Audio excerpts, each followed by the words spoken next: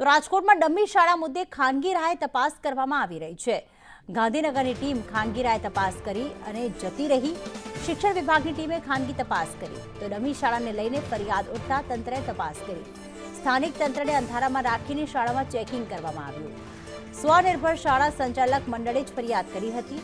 Dummy શાળાનું દૂષણ ડામવા આ ફરિયાદ કરવામાં આવી। રાજકોટ સહિત રાજ્યભરમાં ચાલતી ડમી શાળાઓને લઈને સ્વનિર્ભર શાળા મંડળ દ્વારા અવાજ ઉઠાવવામાં આવ્યો છે અને હવે આ અવાજના ક્યાંક પડઘા પણ જોવા મળી રહ્યા છે। આ જ વાતચીતને લઈને આપણી સાથે સ્વનિર્ભર શાળા મંડળના ડીવી મહેતા છે।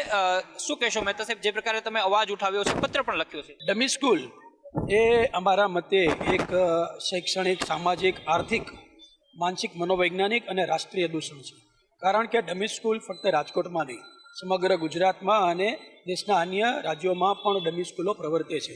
ત્યારે ડમી સ્કૂલના હિસાબે વિદ્યાર્થી છે માનસિક રીતે ખૂબ જ પીડાય છે, વાલી છે એને આર્થિક સંકળામણ અનુભવવી પડે, કેમ કે વાલીને સ્કૂલની ફી ભરવી પડે અને આવા ક્લાસીસની ફી ભરવી પડે।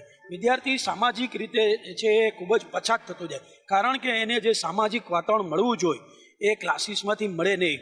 મહેતા સાહેબ, રાજકોટમાં આવી કેટલી ડમી સ્કૂલો આવેલી છે, તમારા ધ્યાનમાં કેટલી છે ને નામજોગ કેમ તમે અવાજ નથી ઉઠાવતા? જો આ વાત એવી છે કે આ નગ્ન સત્ય છે। જે ખ્યાલ મને છે એ વખતે તમને બી હશે, એ તંત્રને બી હશે, એ સરકારને બી હશે, અન્ય સ્કૂલોને પણ હશે, બધાને ખ્યાલ છે। આ એટલે એક નગ્ન સત્ય છે। હું વાત કરું છું કે તમે આવા કોઈ પણ ક્લાસીસની બહાર તમે સવારે 8 વાગે, 10 વાગે, 11 વાગે ઊભા રહ્યો, તમે ત્યાંથી નીકળતા વિદ્યાર્થીઓને પૂછો, તમને તરત જ ખ્યાલ આવી જશે કે કઈ સ્કૂલ છે એ ડમી સ્કૂલ છે। મહેતા સાહેબ, અંતિમ સવાલ, સરકાર કેમ પગલાં નથી ભરતી? શિક્ષણ વિભાગ છે આમ તો સક્રિય હોય છે, શિક્ષણ સુધારાની વાત કરતું હોય છે, પરંતુ આવી નકલી શાળાઓ છે એ ફૂલે ફાલે છે, છતાં પણ પગલાં કેમ નથી ભરતું?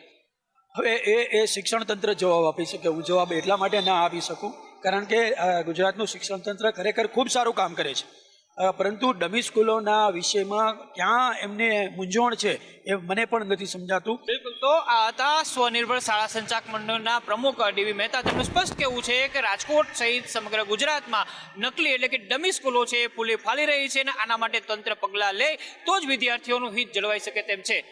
કેમેરામેન માધવ ભટ્ટ સાથે મયુર સોની, સંદેશ ન્યૂઝ, રાજકોટ।